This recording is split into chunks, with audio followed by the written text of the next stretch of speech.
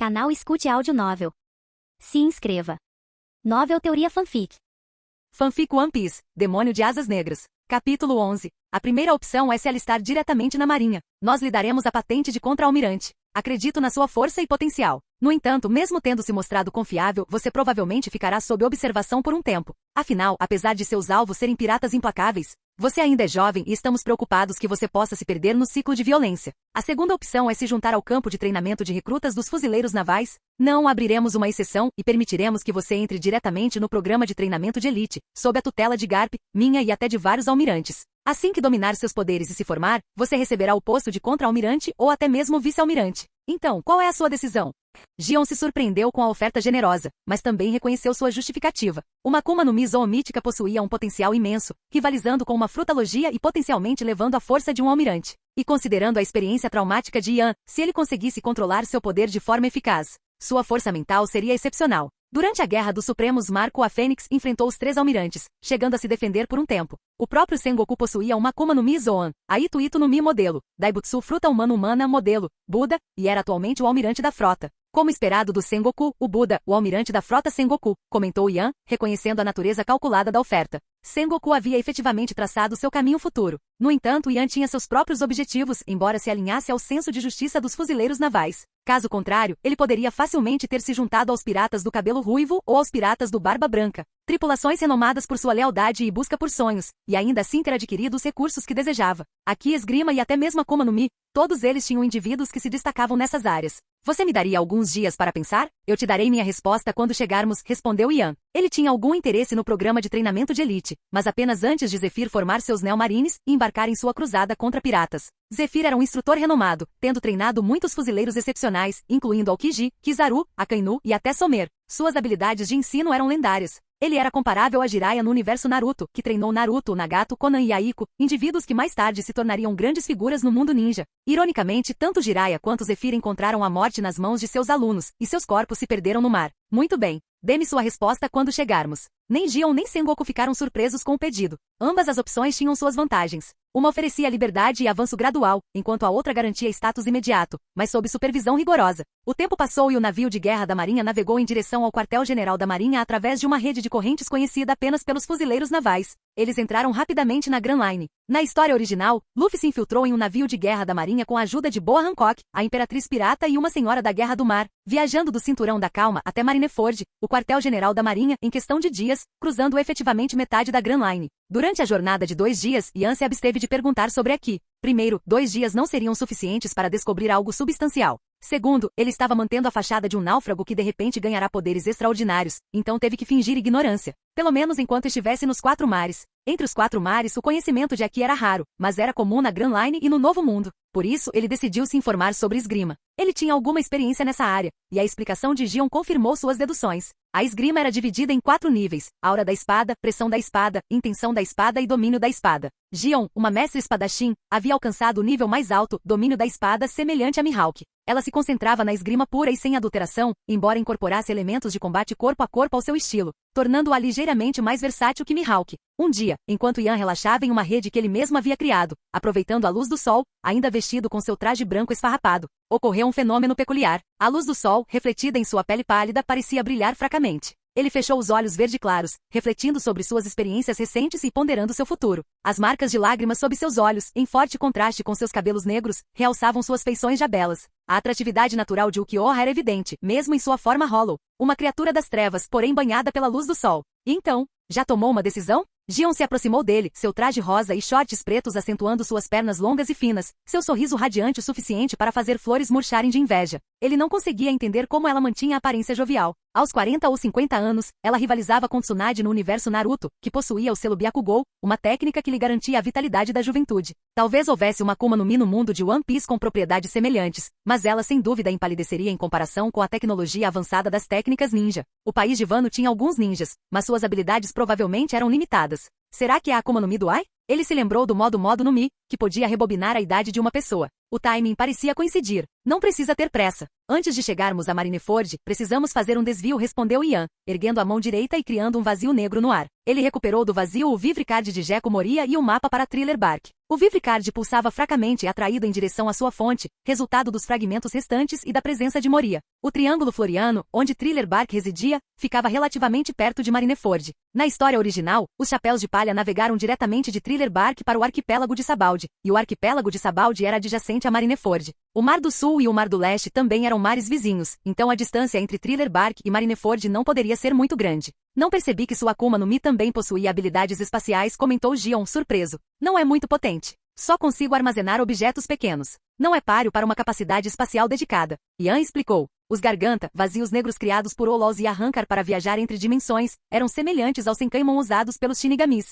A habilidade única de Ukiyoha, no entanto, era a Kaja Negacion. A garganta criada por Arrancar levava diretamente a Las Noches, enquanto Olos comuns a usavam para se esconder em dimensões menores e compactas. Portanto, ele ainda não podia se teletransportar para longas distâncias. Com sua taxa de fusão de 28%, ele só conseguiu criar um vazio espacial de cerca de meio metro de largura para fins de armazenamento. Para sua surpresa, colocar o Vivricard dentro do vazio pareceu bloquear seu sinal, impedindo-o de ser rastreado. Era semelhante a várias Akuma no Mi espaciais no mundo de One Piece, ao Kamui de Obito, uma habilidade do Mangekyou Sharingan no universo de Naruto e ao Amenominaka de Kaguya, todos os quais podiam manipular o espaço e criar portais. Os poderes de Obito eram derivados de Kaguya, a progenitora do chakra e a fonte de todas as técnicas ninja. Portanto, a escala de suas habilidades variava bastante. Kaguya possuía 6 dimensões distintas com ambientes únicos. Entretanto, comparado ao Rei das Almas no universo de Bleach, o deus que criou a Sociedade das Almas, o Eco-Mundo e o Mundo Humano, 3 reinos interconectados repletos de vida. Capítulo 12. Ainda assim, empalidecia em comparação. Qualquer ser daqueles 3 reinos interconectados poderia, ao morrer, renascer em um dos outros 2, alcançando uma forma de imortalidade, ainda que sem suas memórias. Mas poderia um ser renascido sem suas memórias ser considerado o mesmo indivíduo? Era essencialmente uma nova entidade, levantando questões sobre o significado da existência. Até mesmo fragmentos do corpo do Rei das Almas evoluíram para seres poderosos como Ivasha, Jushiro Kitaki, Pirnida Parngijas e Gerard Valkyrie. Assim, apesar de selado e sem membros, o Rei das Almas era verdadeiramente o progenitor dos Quincy's, dos Shinigamis e dos Olos, a fonte dos 3 mundos. Kaguya, por outro lado, era meramente a origem do chakra, a fonte de poder no mundo de Naruto, um poder que ela havia conquistado ao consumir o fruto da árvore divina. Ian acreditava que à medida que seu poder aumentasse, ele também poderia criar uma dimensão de bolso, um refúgio do perigo e um meio de atravessar as barreiras entre os mundos. Isto é, o Vivricard de Gekko Moria, um dos 7 Shichibukais, e um mapa para Thriller Bark? Onde você conseguiu isso? Daquela ilha, respondeu Ian. O Triângulo Floriano. Mais de 100 navios se perdem lá todos os anos. Mas, na verdade, é o território de Gekko Moria, um Shichibukai. É inevitável. O governo mundial lhes concede o direito de saquear, mas eles também são obrigados a manter o equilíbrio com os 4 imperadores. Gion explicou, sabendo que estavam se aproximando de Marineford. Ela não queria que esse incidente influenciasse a decisão de Ian. Ela tinha reservas quanto ao sistema Shichibukai. Conceder aos piratas o direito de saquear parecia absurdo, mas os fuzileiros navais eram superados pela força geral do mundo pirata. Eles conseguiam lidar com 2 ou 3 imperadores simultaneamente, mas enfrentar os 4 seria desastroso. O sistema Shichibukai era um compromisso necessário. Garantia que pelo menos alguns piratas poderosos estivessem alinhados com os fuzileiros navais, reduzindo o risco de um ataque coordenado pelos 4 imperadores. É uma decisão tola, comentou Ian. Seu senso de justiça era semelhante ao de Fugitora. Embora o sistema Shichibukai fortalecesse os fuzileiros navais e reduzisse a atividade pirata até certo ponto, não era uma solução perfeita. As ações dos Shichibukais eram frequentemente mais implacáveis do que as de piratas comuns, mas os fuzileiros navais eram impotentes para intervir. Fugitora acreditava que aqueles que apoiavam o sistema nunca haviam sido vítimas da brutalidade dos Shichibukais e não conseguiam compreender o desespero que eles infligiam. Sua justiça era absoluta, buscando proteger a todos do mal, independentemente das consequências maiores. Era uma abordagem compassiva, um forte contraste com a postura intransigente de Akainu, que priorizava a eliminação de ameaças mesmo ao custo de vidas inocentes. Essa diferença fundamental em suas ideologias era uma fonte constante de atrito entre eles. Embora a abordagem de Fugitora fosse idealista, também se baseava na empatia. Afinal, não eliminar uma ameaça poderia levar a um sofrimento ainda maior no futuro, exigindo ainda mais esforço para remediá-la. Talvez uma combinação de suas abordagens, com Fugitora se concentrando em salvar vidas e Akainu eliminando ameaças, fosse a solução ideal para os fuzileiros navais. Maldita política! Ele murmurou, reconhecendo as motivações subjacentes. Os fuzileiros navais não tinham recursos suficientes, mas o governo mundial tinha outras forças à disposição. Eles poderiam facilmente reforçar os fuzileiros navais se quisessem. No fim das contas, temiam uma força poderosa de fuzileiros navais que pudesse ameaçar sua autoridade absoluta, virando-se contra os próprios aliados. Que farsa! Eu entendo. A força é primordial neste mundo. Se você está insatisfeito com algo, torne-se poderoso o suficiente para mudá-lo. Mas eu quero ver com meus próprios olhos. Aventura é um dos meus sonhos. Zumbis, fantasmas, esqueletos, homens invisíveis, morcegos. Ian descreveu os supostos habitantes do Triângulo Floriano, um destino adequado para alguém com poderes demoníacos. Seu verdadeiro motivo, no entanto, era a abundância de almas naquela região, bem como sua curiosidade sobre Brooke e Perona, indivíduos com habilidades relacionadas à alma. Ele se perguntava o que poderia aprender com eles e se os zumbis possuíam almas, considerando que eram animados pela Kaji no Mid Moria. Com mais de 100 navios desaparecendo a cada ano, o número de almas deve ser substancial, embora o número de almas necessário para aumentar sua taxa de fusão aumentasse a cada incremento. O Triângulo Floriano deve ser suficiente para levá-lo além de 35%. Devido à sua adesão à rota designada pelos fuzileiros navais, eles encontraram poucas almas perdidas durante a viagem. Apesar do massacre naquela ilha, sua taxa de fusão atingiu apenas 28%, atualmente se aproximando de 29%. Ele não podia perder essa oportunidade. Mas somos fuzileiros navais. Não podemos interferir nas atividades de um Shichibukai, especialmente considerando que aquelas navios entraram no Triângulo Floriano por vontade própria. Gion tentou dissuadi-lo. Mas eu ainda não me juntei oficialmente à marinha. Ian respondeu com um sorriso travesso e, para espanto de Gion, saltou para um pequeno barco, seguindo a atração do Vivre Card de Jeko Moria em direção ao distante Triângulo Floriano. Aquele patife, igualzinho ao Garp, sempre arrumando confusão. Gion bateu o pé frustrada. Então, o pedido dele por um tempo para pensar era só um estratagema. Vice-almirante Gion, o que ele está fazendo? Perguntaram os fuzileiros, imaginando se ele estaria tramando algo suspeito. Só um garoto com sede de aventura, Gion acenou com desdém. Ele quer explorar o Triângulo Floriano. Mas esse é o território do Jeko Moria. Eles expressaram preocupação. Os poderes de Moria eram ainda mais perigosos do que ele. Ele podia roubar as sombras das pessoas e criar zumbis, vulneráveis apenas à luz do sol. Embora Ian possuísse potencial e força, ele ainda não era páreo para Moria. De fato, vou segui-lo e observá-lo. Não podemos nos dar ao luxo de perder um recurso tão valioso. Com a devida orientação, ele pode se tornar tão forte quanto um Shichibukai, talvez até um almirante. Ela tirou o casaco rosa de vice-almirante. Entrar no território de um Shichibukai exigia uma abordagem mais discreta. Embora sua identidade não fosse secreta, os subordinados de Moria e os zumbis que habitavam Thriller Bark dificilmente a reconheceriam. Ela também monitoraria as ações de Ian, garantindo que ele não se envolvesse em nenhuma atividade que pudesse manchar a reputação dos fuzileiros navais. Se o fizesse, ela seria forçada a intervir independentemente do seu potencial. Com isso, ela usou o Gepo, saltando pelo céu em direção a Ian, seus movimentos lembrando uma libélula deslizando na superfície da água. Em uma ilha deserta perto da borda do Mar do Leste. Notícias Cole, um jornal por favor, gritou Killer, aproximando-se do grande pássaro empoleirado no topo de uma colina. Ele pagou pelo jornal e folheou seu conteúdo. Como esperado, os fuzileiros navais levaram todo o crédito por aquele incidente, comentou ele, apontando para um artigo detalhando a heroica derrota de mais de uma dúzia de tripulações piratas pela vice-almirante Gion, consolidando sua reputação como a vice-almirante mais forte, uma verdadeira heroína do Mar do Sul. Tic, desde quando os fuzileiros navais se rebaixam a essas táticas? Kid zombou desdenhoso. Após o encontro com Ian, ele percebeu que ainda não estava pronto para desafiar a Grand Line. Precisava consolidar ainda mais sua reputação. Portanto, após 3 dias de navegação, chegaram à beira do Mar do Sul, com o objetivo de entrar no Mar do Leste. Ouviram rumores de que o Mar do Leste era o mais fraco dos 4 mares. Construir uma reputação lá deveria ser relativamente fácil. É Porgas de Ace. Um pequeno barco se aproximou da ilha, carregando um jovem com sardas, cabelos pretos, chapéu de cowboy, sabre e pistola na cintura, além de um comportamento alegre. Uma bandeira adornava o barco, ostentando o símbolo de espadas de um baralho. Killer olhou para Kid e explicou. Assim como você, ele é uma estrela em ascensão do Mar do Leste. Sua recompensa é de mais de 100 milhões de belis e... Capítulo 13. Ele se parece muito com você, comentou Killer. Tanto Kid quanto Ace usavam chapéus, um de couro desgastado, o outro de um laranja estiloso, e se adornavam com pistolas e adagas. Ambos eram estrelas em ascensão no mundo pirata, usuários de Akuma no Mi deixando sua marca. Ora, se não é o infame Ostas Kid. O que te traz ao Mar do Leste? Quer se juntar à minha tripulação? Perguntou Ace, com um brilho travesso nos olhos. Ele já navegava há algum tempo, tendo adquirido o poder da Akuma no Mi por uma reviravolta do destino. Planejava visitar o Mar do Oeste, local de seu nascimento e da morte de sua mãe, optando por uma rota indireta pelo Mar do Sul. À medida que se aproximava, sussurros sobre as façanhas dos piratas Kid chegavam aos seus ouvidos. De jeito nenhum. Foi você quem veio para o Mar do Sul. Eu vou ser o rei dos piratas. Você deveria estar pedindo para se juntar à minha tripulação. Kid retrucou, erguendo a mão direita. Uma longa espada disparou pelo ar, mirando diretamente em Ace. E quem? Ace respondeu na mesma moeda, balançando o braço direito. Uma lança dourada, formada por chamas ardentes, materializou-se e interceptou a espada. Clang! As armas se chocaram, travadas em um impasse. As chamas derreteram gradualmente a espada, enquanto o impulso da lança foi interrompido pelo impacto. A primeira troca terminou empatada. Nossa, começaram uma briga no momento em que nos conhecemos. O rei dos piratas, hein? Meu irmãozinho idiota também quer esse título, sabia? Ace riu, deixando Kid e Killer perplexos. Esse cara também tinha um irmão? Tipologia, hein? Nada mal, mas não me importo com o seu drama familiar. Vamos ver quem é o novato mais forte, o melhor do Leste e Mar do Sul. Rugiu Kid. O destino, ou melhor, Ian, os uniu, apesar de seus caminhos nunca se cruzarem na história original. Eles até compartilhavam uma certa semelhança. Voshas! Dezenas de armas, controladas pelo poder da Akuma no Mid Kid, dispararam em direção a Ace. A lembrança de seu encontro com Ian alimentou seu desejo de provar sua força. Chama de fogo espelhada, gritou Ace, invocando uma enorme parede de chamas douradas que engoliu o ataque de Kid. As chamas chegaram até mesmo a atingir Kid, incendiando seu casaco vermelho, forçando-o a arrancá-lo, revelando seu físico musculoso. Essa técnica permitiu que Ace resistisse ao enorme ataque do fazão de gelo de Aokiji, o bloco de gelo, bico de fazão durante a Guerra dos Grandes. Uma técnica comparável ao Inugami Guren de Akainu. No entanto, seu poder ainda não estava totalmente desenvolvido.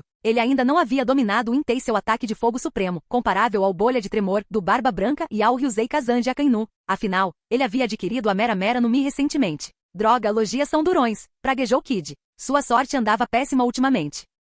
Onde quer que ele fosse, ele encontrava monstros. Calma aí, cabeça quente. Esse tipo de atitude não vai te levar muito longe no mar, aconselhou Ace, com uma aura sutil emanando dele. Ele pretendia subjugar Kid com seu Aki do Conquistador. No mar, a força e a presença majestosa reinavam supremas. Aki do Conquistador, Killer ofegou. Por que esse cara também tinha esse? Não era para ser uma habilidade de 1 em 1 milhão? Eles encontraram vários usuários em poucos dias. Será que isso se tornou comum ou eles foram apenas azarados? Era raro nos 4 mares, mas abundante no Novo Mundo, onde os verdadeiramente poderosos entravam em conflito. Punk corrompido, braço gigante. Inúmeras espadas e outros objetos metálicos convergiram, formando um punho enorme. A lembrança do encontro com Ian alimentou a frustração de Kid. Punho de fogo. Ace respondeu, invocando um punho gigante vermelho e flamejante que colidiu com o ataque de Kid. O choque que se seguiu foi tão devastador quanto o ser oscuras de Ian, embora, em vez de se estilhaçar, o punho de metal tenha se derretido em escória derretida, caindo do céu. Ace, protegido por sua Mera Mera no Mi, permaneceu ileso. Kid se protegeu com uma barreira de metal, mas Killer, pego no fogo cruzado, dançou de dor, eventualmente se refugiando atrás do irmão.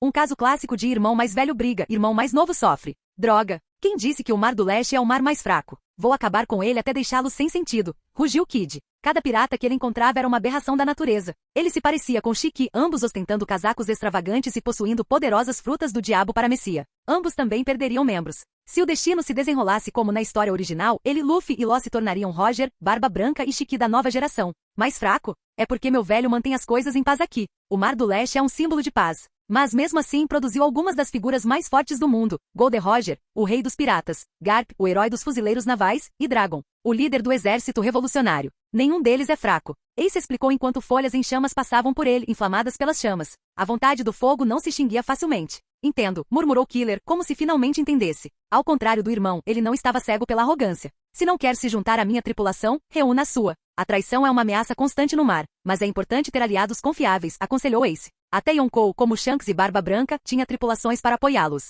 Até Big Mom e Kaido, apesar de sua crueldade, dependiam de outros. O mar era um lugar vasto e perigoso. Ninguém conseguia nada sozinho. Não preciso do seu conselho. Vamos. Kid acenou para Killer e acrescentou, de volta ao Mar do Sul. Preciso dominar o Aki do Conquistador e reunir uma tripulação digna, não subordinados. Aí desafiarei a Grand Line novamente. Tudo bem, pensou Kid, satisfeito com a mudança de atitude do irmão. Parecia que os contratempos recentes tinham sido benéficos. A arrogância de Kid havia se atenuado, substituída por um lampejo de verdadeiro potencial real. Para outros, tais derrotas poderiam ter destruído seus sonhos, mas para Kid, elas haviam despertado a determinação de superar a adversidade. O mar era uma força tempestuosa, e somente aqueles que conseguiam superar suas tempestades podiam verdadeiramente reivindicar o título de rei. Garoto, hein? Espero te ver de novo algum dia, disse Ace, sem saber que aquele poderia ser o último encontro deles. Se a linha do tempo original permanecesse intacta, eles nunca deveriam ter se encontrado.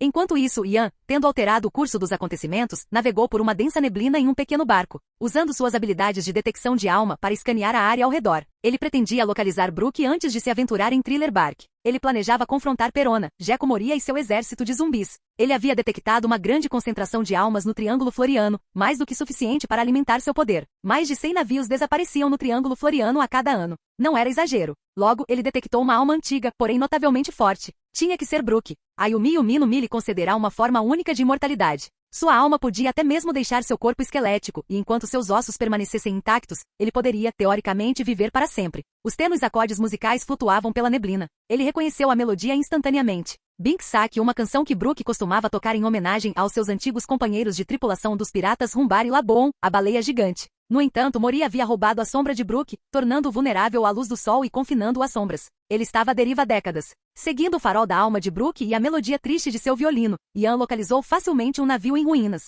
E de pé no convés, vestido com um terno preto, tocando um violino, estava um esqueleto com um afro. Capítulo 14. Há outro visitante, perdido neste lugar abandonado? Se não tem nada para fazer aqui, sugiro que saia rápido. Uma voz gritou. Brooke, com o rosto esquelético esticado num sorriso largo, avistou Ian. Sua aparência macabra teria causado arrepios em qualquer pessoa comum. Um esqueleto vivo era uma visão que desafiava toda a razão. Nossa, outro sujeito com um rosto um tanto intimidador. O sorriso de Brooke se alargou ao observar a pele pálida de Ian, o capacete de caveira com chifres, as distintas marcas de lágrimas e aqueles assustadores olhos verde claros. Ele próprio não era exatamente um exemplo de beleza.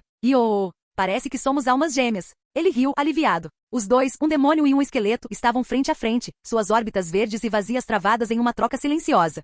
Ian permaneceu em silêncio. Ele sabia que a condição de Brooke era resultado de uma Akuma no Mi, enquanto Brooke presumiu que Ian estava simplesmente apavorado com sua forma esquelética. Não, estou aqui para ajudar você, declarou Ian, entrando no navio de Brooke. Eu sei que você quer recuperar sua sombra, e sei que você quer retornar para Cabos Gêmeos e se reunir com sua única companheira, a baleia chamada Labon, disse Ian, sentando-se em frente a Brooke. A primeira declaração não perturbou Brooke. Todos presos no Triângulo Floriano ansiavam por recuperar suas sombras roubadas. Sem sombra, eles não poderiam se aventurar na luz do sol, um destino do qual desejavam desesperadamente escapar. No entanto, a segunda declaração o deixou atordoado. Cabos Gêmeos e Labon? Isso foi há mais de 50 anos. Não era incomum que piratas e aventureiros que passavam por Cabos Gêmeos ouvissem histórias sobre seu encontro, mas eram meras lendas. Ninguém ousou se aventurar no Triângulo Floriano para confirmar sua veracidade. Que espanto! Você sabe dessas coisas? Estou tão surpresa que meu queixo caiu e meus olhos estão prestes a saltar. Ah, espera! Eu não tenho queixo nem olhos. Ian não pôde deixar de admirar a capacidade inabalável de Brooke de manter seu humor excêntrico, mesmo em circunstâncias tão terríveis. Labon, ele está bem? Perguntou Brooke, com a preocupação pelo companheiro há muito perdido superando a própria situação. Ian foi a primeira pessoa que não só ousou entrar no Triângulo Floriano, como também possuía conhecimento sobre Labon. Ele está, bem. Cresceu como uma montanha e sua barriga provavelmente poderia conter um oceano inteiro. A voz de Ian, no entanto, não demonstrava nenhum traço de alegria. Sério? Mas eu não consigo vê-lo. Anseio por vê-lo de novo. A voz de Brooke estava repleta de uma mistura de esperança e desespero. No entanto, as palavras seguintes de Ian extinguiram qualquer centelha de otimismo que havia surgido dentro dele. Mas ele ainda passa todos os dias batendo a cabeça contra a headline, tentando desesperadamente se reunir com os amigos. Se o Dr. Crocus não estivesse sedando diariamente, ele provavelmente já teria morrido. Duvido que ele viva mais que você. Ele ainda acredita que você está vivo. Ian relatou os eventos que presenciou no anime Memórias de sua vida passada. Embora não tenha passado por Cabos Gêmeos durante sua jornada com os fuzileiros navais, isso não o impediu de compartilhar essa informação. Antes de entrar na Grand Line, os piratas Rumbar, percebendo os perigos que os aguardavam, deixaram o jovem Labon na montanha reversa, prometendo retornar. Quando tivermos navegado ao redor do mundo, voltaremos para buscá-los. Essas foram suas palavras de despedida. E assim, Labon, com lágrimas nos olhos, ficou para trás, esperando fielmente na base da headline. No entanto, essa espera já se estendia por mais de 50 anos. Motivado pelo desejo de se reunir com os amigos, ele bateu repetidamente a cabeça contra a impenetrável headline, causando-se ferimentos graves, enquanto seus gritos lamentosos ecoavam pelo oceano. A baleia colossal passava todos os dias em agoniante expectativa sem saber que seus amigos haviam perecido na Grand Line décadas atrás. Sua espera foi em vão, um ciclo cruel e interminável de esperança e desespero, até que ele encontrou Luffy, que o desafiou para um duelo e, ao vencer, lhe deu um novo motivo para esperar. Quando tivermos navegado ao redor do mundo, voltarei e duelarei com você novamente. Luffy pediu a Labon que parasse de se machucar e esperasse pacientemente pelo retorno deles. Ele pintou o chapéu de palha dos piratas do chapéu de palha na cabeça de Labon, um símbolo de sua promessa e um lembrete para evitar mais automutilação. Suas palavras refletiam as dos piratas Rumbar, ecoando através do tempo, como se fossem seus amigos originais. Ah, Labon! Ian ficou em silêncio, o coração pesado de tristeza. Brooke havia caído no convés, soluçando incontrolavelmente. Ele não era um assassino sem coração. Era amigo de Labon, e Ian podia sentir a profundidade de sua tristeza. Brooke olhou para Ian com a determinação renovada. Enxugou as lágrimas e ajoelhou-se diante dele, curvando a cabeça profundamente. Não sei o seu propósito, mas imploro que me ajude a recuperar minha sombra. Assim que me reunir com meu companheiro, dedicarei minha vida ao seu serviço, obedecendo a todos os seus comandos. Sua voz era calma, mas resoluta, inabalável em sua determinação. Ele não sabia da verdadeira força de Ian, mas como um usuário de Akuma no Mi, ele não podia ser fraco. Ele não precisava derrotar Moria diretamente. Derrotar o poderoso zumbi que havia sido implantado com sua sombra, ou explorar sua fraqueza ao sal, seria suficiente. Eu posso fazer isso. É só um pequeno inconveniente. Eu já estava planejando confrontar Moria de qualquer maneira. Sua situação é apenas uma feliz coincidência. A taxa de fusão de Ian havia atingido 30%. A abundância de almas naquele lugar era avassaladora. Mesmo antes de pisar em Thriller Bark, ele já havia absorvido inúmeras almas durante sua busca por Brooke. Não há necessidade de promessas ou servidão. Embora possa parecer um grande favor para você, é uma questão trivial para mim. Em vez disso, por que você não toca uma música para mim? Aquela música que você tocou. Pelo amor de Deus. Mas isso vai atrair os zumbis. Ah, entendi. Brook se conteve. Mesmo tocando violino, mantinha o volume baixo para evitar atrair atenção indesejada. No entanto, a música que ele tinha em mente era a apresentação final deles como os Piratas Rumbar, uma melodia poderosa que poderia preencher um salão de banquetes inteiro. Mas talvez as alegações de Ian de derrotar Moria sem esforço algum não fossem totalmente infundadas. Se ele realmente possuísse tal força, isso os pouparia de muitos problemas. Afinal, as esperanças de Brook haviam minguado ao longo dos anos. Se Ian quisesse abraçar a loucura, ele se juntaria a ele de bom grado. Brook levantou seu gorro, revelando um Tony Dial, uma concha que podia gravar e reproduzir sons. Ele selecionou a gravação de Bink Sak e apertou play. Os discos de tom eram maravilhas tecnológicas de Skipea, capazes de armazenar sons. Havia também os discos visuais que podiam gravar imagens com funções semelhantes às de vários Dendemoshi. Outros tipos de discos incluíam os discos de luz para iluminação, os discos de chama e os discos de água para cozinhar, os discos de sopro e os discos de jato para transporte, e até mesmo os discos de impacto e os discos de flash para o combate. Os habitantes de Skipea até possuíam asas, apesar de não poderem voar. Era um mundo único e fascinante, um paralelo ao mundo de Fairy Tail, onde a magia estava ausente, mas a tecnologia prosperava. O crânio de Brook e os seios de Nami eram dois dos mistérios mais intrigantes do mundo de One Piece. O crânio de Brook aparentemente comportava seu violino e um Tony Dial, enquanto o decote de Nami, de alguma forma, acomodava seu bastão climático e até mesmo fragmentos de ponêglifos, objetos de tamanho considerável. Eram verdadeiros bolsões quadridimensionais, desafiando toda lógica e razão. A música preenchia o ar, sua melodia fragmentada, cada instrumento desaparecendo um a um conforme a canção avançava.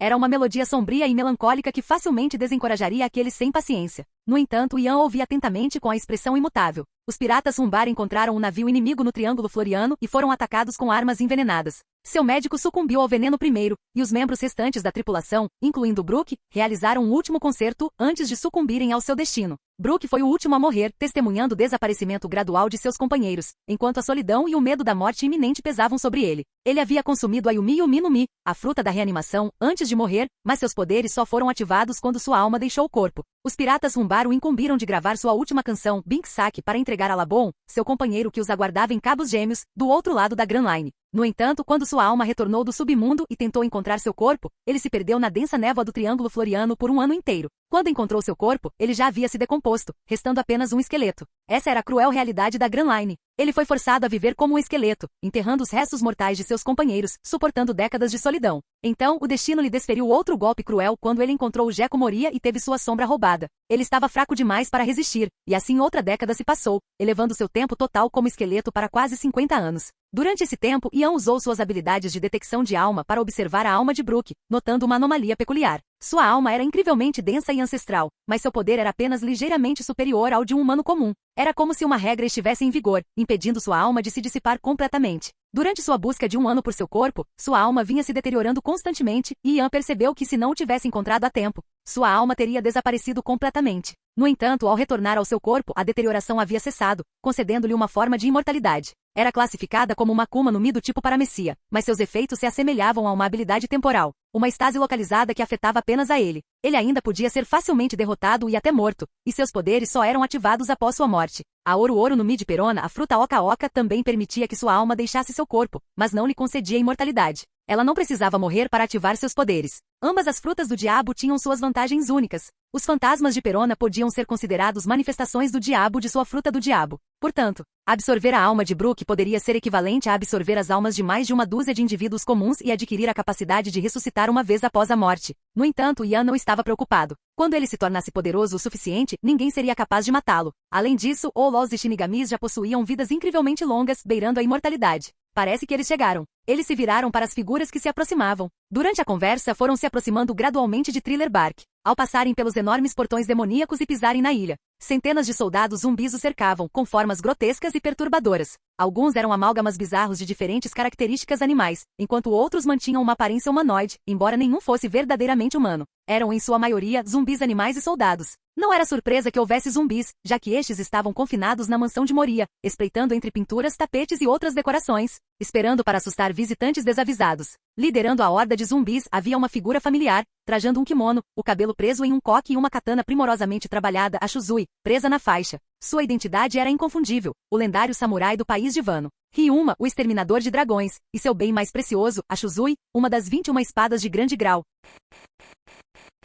Capítulo 15. Fale do diabo, e ele aparecerá, refletiu Yan, observando as centenas de soldados zumbis e zumbis animais. Apesar de sua agudeza e resistência, sua katana sem nome, com 50 lâminas de grau habilidoso, estava chegando ao limite. Sua força crescente era simplesmente insuportável. Ele precisava de uma nova espada e logo, de preferência antes de atingir 40% de fusão e desbloquear sua primeira ressurreição, morcélago. Dizia-se que Ryuma, o lendário samurai do país de Wano no Novo Mundo, havia matado um dragão. Ele tinha status igual ao de Mihawk, o espadachim mais forte do mundo, como o espadachim mais formidável dos séculos passados. Sua espada, Shuzui, era uma das 21 espadas de grande grau. Era uma lâmina pesada e grossa, com acabamento preto-púrpura e um distinto padrão amon vermelho. Sua resistência era lendária. Nem mesmo um dinossauro conseguiria dobrar a lâmina 1 milímetro. Sua densidade era maior do que a de espadas de tamanho similar, tornando-a mais pesada e capaz de suportar uma força imensa. Adquirir Shuzui seria um avanço significativo. Suas características eram semelhantes às de sua espada atual, priorizando a potência bruta, exatamente o que ele precisava. O zumbi ao lado de Ryuma também era familiar. Jigoro do Vento, o lendário velho teimoso, um espadachim que matou 7.000 piratas para proteger sua família.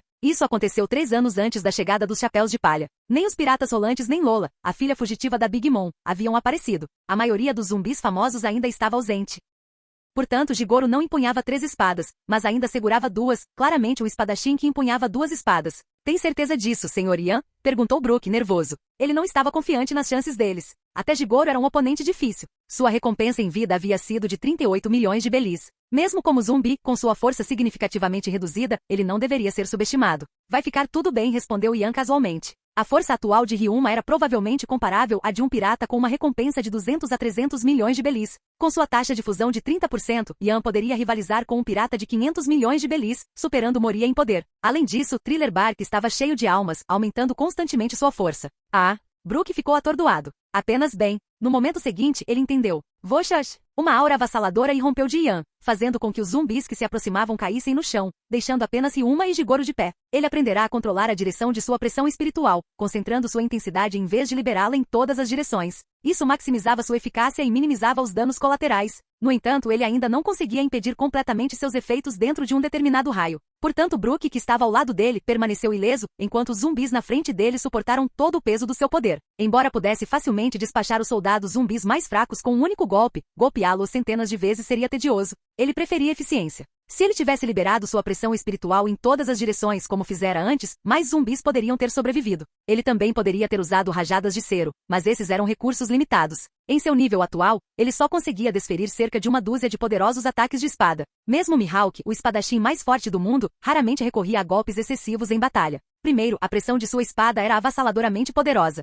Segundo, até ele provavelmente sentia algum grau de fadiga. O campo de batalha era imprevisível, e mesmo os indivíduos mais fortes não conseguiam evitar completamente circunstâncias imprevistas. A menos que alguém possuísse domínio absoluto, lançar ataques poderosos constantemente tornaria o combate sem sentido para seus oponentes. Nada mal, comentou Yan, incorporando a absorção de alma em sua explosão de pressão espiritual. Ele conseguia sentir tênues resquícios de almas dentro dos zumbis, apesar de serem animados pelas sombras de indivíduos vivos. Absorvê-los renderia dezenas de almas, um pequeno, mas bem-vindo impulso. Sua taxa de fusão com o modelo Ukiyo-ha aumentou ligeiramente, aproximando-se constantemente de 32%. Aqui? Que assustador! Ryuma falou através da voz de Brook. Embora possuísse apenas fragmentos de suas memórias anteriores, ele ainda conservava algumas de suas habilidades como mestre espadachim. Ele reconheceu instantaneamente a natureza do poder de Yan, mas não hesitou, avançando em sua direção, apertando Shuzui com mais força enquanto se preparava para atacar. O corte de Yaido era uma técnica empregada pela maioria dos espadachins. Quanto mais longa a investida, mais poderoso o ataque. No entanto, sua eficácia dependia da compreensão do esgrima e das habilidades físicas do usuário. Um fracote podia investir por dias e não conseguir nada. Voxas! Por respeito ao lendário exterminador de dragões Ryuma, Yan sacou sua katana sem nome de 50 lâminas de grau habilidoso e enfrentou seu ataque. Um zumbi magro e um demônio com capacete de caveira, com seus kimonos e trajes brancos esfarrapados esvoaçando ao vento, se chocaram em uma onda de movimentos. Clang! O som de metal batendo em metal reverberou pelo ar, um flash de luz aparecendo momentaneamente, como se estivesse cortando papel. A espada de Ryuma permaneceu embainhada, enquanto Yan bloqueava o ataque de Jigoro com sua própria lâmina. Vencemos? Perguntou Brook observando a troca. As habilidades de Jigoro ainda estavam longe de ser as de um mestre espadachim. Aos seus olhos, como Yan havia sacado a espada e Ryuma não, parecia que Yan havia vencido o confronto. Crack! No momento seguinte, um som de vidro quebrando ecoou quando a katana de Yan se quebrou, começando pela ponta e se espalhando rapidamente pela lâmina. Apenas o cabo permaneceu em sua mão enquanto um corte longo e profundo surgia em sua pele pálida, com sangue jorrando como uma fonte. Ele tropeçou e caiu de joelhos. Senhor Ian, Brook gritou preocupado. Este era o homem que lhe trouxera notícias de Labon e prometera resgatar sua sombra. Ele ficaria arrasado se Ian morresse ali. Ele presumiu que a aura avassaladora de Ian indicava uma força imensa, mas esse era o resultado? Não se preocupe, estou bem. Ian o tranquilizou, levantando-se, o sangramento já havia parado. Com sua regeneração de alta velocidade, um simples ferimento de espada era trivial. Contanto que seus órgãos internos não estivessem gravemente danificados, ele poderia se recuperar rapidamente. Regenerar membros ou órgãos, no entanto, seria mais desafiador e demorado. A longa e horrível cicatriz que ia do ombro direito até o quadril esquerdo logo sararia. Que alívio! Exclamou Brook. No entanto, os ataques de Jigoro se intensificaram, exigindo toda a sua atenção. Uma usuária da Akuma no Mi Zoan, que corpo resistente, observou Ryuma, ainda imóvel. Ele não se considerava derrotado em termos de esgrima. Foram as impressionantes habilidades regenerativas de Ian que lhe deram a vantagem. No entanto, não sentia ressentimento. Ian havia escolhido enfrentá-lo em uma luta de espadas em vez de confiar apenas em seus poderes, o que era louvável. Peço desculpas. Parece que destruí sua espada. Aqui, pegue a minha. Você é um jovem promissor. É uma pena que eu já esteja morto. Yo! Ryuma puxou Shuzui, seu corpo se ajoelhando lentamente. Então, uma onda colossal de pressão de espada irrompeu dele, elevando-se ao céu, atingindo uma altura desconhecida. Canal Escute Áudio Novel. Capítulo 16. Embora não tenha partido as nuvens em duas, o ataque ainda foi impressionante. Ryuma foi dividido ao meio pela força do golpe. A força atual de Ian era aproximadamente equivalente a de Zoro após seus 2 anos de treinamento sob o comando de Mihawk, pelo menos em termos de esgrima. Suas habilidades físicas, no entanto, estavam em um nível completamente diferente, capazes de superar incontáveis indivíduos, alterar a própria estrutura do ambiente. Isso exigia o poder de um almirante ou de um Yonkou. Ele ainda estava um nível abaixo dos Shichibukais comandantes, o que o colocava no nível de um pirata de 500 milhões de belis, um vice-almirante. Um Shinigami de classe tenente na Sociedade das Almas, ou um Gillian, a classe mais baixa de menos grande. No entanto, melhorias adicionais não seriam um problema. Afinal, o número de almas ali era impressionante. Fique tranquilo, farei bom uso desta espada. Ian se aproximou do corpo caído de Ryuma e recuperou Shuzui, uma lâmina que era tanto uma lâmina negra quanto uma espada amaldiçoada. Com base em sua qualidade, Shuzui deve ser suficiente até atingir uma taxa de fusão de 40% com o modelo Ukiyoha. Nesse ponto, ele pode presenteá-lo a alguém ou talvez preservá-lo como item colecionável.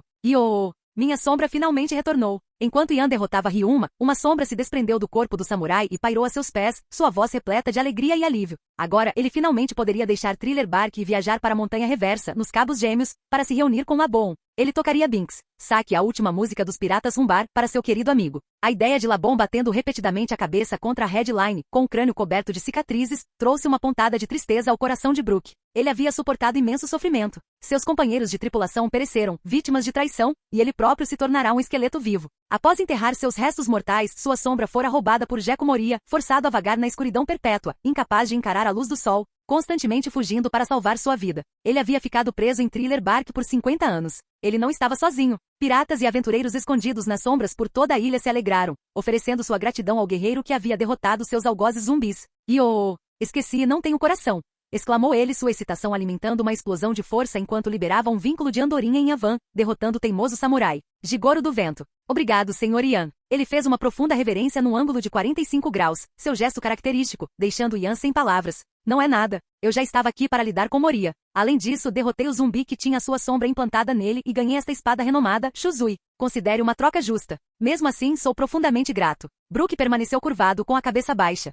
Nesse caso, quando você enterrar seus companheiros, poderia também construir uma lápide para esta espada, ofereceu Ian, entregando a Brook sua katana quebrada, obra não identificada de um ferreiro com 50 artesãos habilidosos. Na história original, Zoro fez o mesmo com Brook, pedindo que ele enterrasse sua espada perdida e o Bashiri, junto com os restos mortais dos Piratas Rumbar.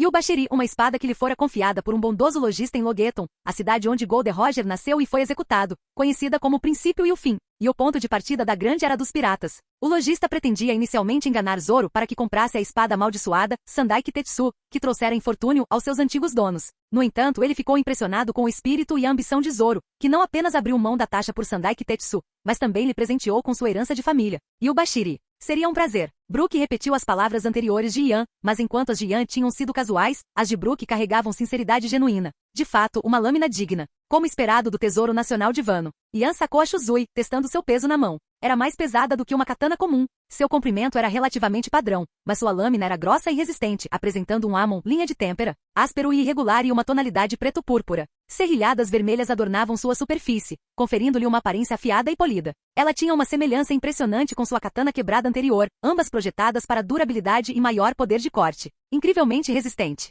Ele estalou a lâmina com o dedo, produzindo um zumbido alto e ressonante, como se a alma dentro da espada tremesse. Era exatamente como Zoro descrevera, nem mesmo um dinossauro conseguiria dobrá-la. Espadas amaldiçoadas e lâminas negras eram únicas entre os Meito. Eram forjadas por ferreiros habilidosos, mas adquiriam suas propriedades únicas através do uso prolongado e do cuidado de seus donos. Alguns desenvolveram um espírito, tornando-se leais aos seus portadores, resistindo àqueles que consideravam indignos, causando infortúnios repentinos ou até mesmo a morte. Essa foi a origem de sua reputação amaldiçoada. Exemplos incluem Sandai Kitetsu e até mesmo a espada de Lo Kikoku. Esse fenômeno provavelmente era resultado do Aki e da intenção da espada do espadachim, conferindo à lâmina uma característica única. Outras se tornaram excepcionalmente duráveis, muitas vezes devido ao domínio do Aki de armamento e ao controle preciso da força do portador, fazendo com que a lâmina se assemelhasse a um Aki endurecido. A Yoru de Mihawk, uma lâmina negra de grau supremo, foi um excelente exemplo. Zoro, inicialmente dependente da força bruta, chegou a quebrar Vado Ishimonji, uma espada que lhe fora presenteada por seu amigo de infância, e frequentemente danificava suas outras espadas. Durante seu treinamento com Mihawk, ele foi proibido de beber álcool até dominar sua esgrima e controlar sua força.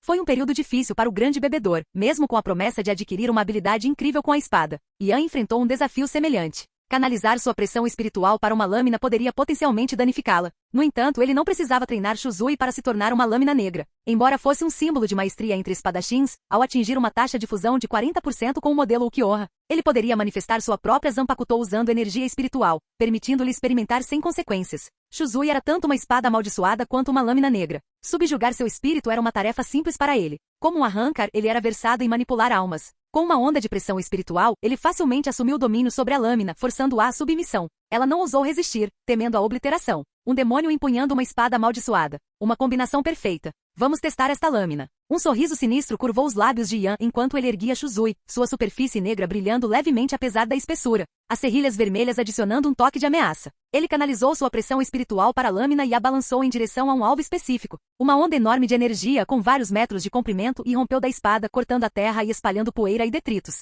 Seu poder havia dobrado. Na história original, Shuzui era a mais forte das 3 espadas de Zoro, capaz de absorver o poder das outras 2 lâminas e amplificar seus próprios ataques. Arg! Droga! A onda de energia parou depois de percorrer uma dúzia de metros, deixando um corte enorme no chão, com sangue jorrando do ferimento. Uma figura com cabeça e garras de leão se materializou, revelando-se como Absalom, um dos 4 misteriosos de Gekko Moria. Ryuma, Jigoro e os outros soldados e generais zumbis estavam todos sob seu controle. Se tivessem aparecido, Absalom não poderia estar muito longe. Um enorme ferimento de espada estendia-se por seu corpo, e o sangue fluía livremente. Apesar de possuir a Suki no Mi, fruta do claro-claro que lhe concedia invisibilidade, ele era um farol na percepção sensorial de Yan, tão notável quanto um farol. Sua Akuma no Mi pode ser eficaz nos 4 mares, mas, no novo mundo onde o Aki de observação era comum, e contra alguém como Fujitora, o espadachim cego almirante, que provavelmente diria que habilidade aterrorizante, seria praticamente inútil. Além disso, Yan não tinha nenhuma afeição por Absalom. Na história original, ele usará sua invisibilidade para lamber Robin e espiar Nami enquanto ela se banhava.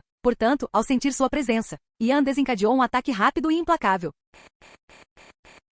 Capítulo 17. Como você me encontrou? Absalom, mais preocupado em desvendar o mistério de sua detecção do que com sua própria morte, questionou Yan. Sua invisibilidade e força de leão eram os pilares de sua posição em Thriller Bark. Isso eu sei, respondeu Yan, sem querer desperdiçar palavras com a monstruosidade lasciva. Ele não pôde deixar de sentir uma pontada de decepção. A Suki no Mi, fruta transparente, embora concedesse invisibilidade, não era isenta de fraquezas. Além do Aki de observação, indivíduos com acuidade visual ou auditiva podiam detectar os movimentos ou sons fracos do usuário. Se combinada com a Nagi no Mi, fruta da calma, consumida por Don Quixote Rosinante, Corazon, seria uma combinação letal para ataques furtivos. A fruta da calma podia silenciar todos os sons dentro de um determinado raio, incluindo os próprios movimentos do usuário. Infelizmente ele não conhecia Corazon, e consumir 2 frutas do diabo era impossível para a maioria dos indivíduos. Embora a capacidade de Yan de absorver almas de frutas do diabo e manifestar seus poderes oferecesse uma possível solução alternativa, ele não via necessidade de tais táticas. Com uma força avassaladora não havia necessidade de subterfúgios. Um confronto direto era muito mais satisfatório. As frutas do diabo podem ser amplamente categorizadas em 3 tipos: Zoan, Paramecia e Logia.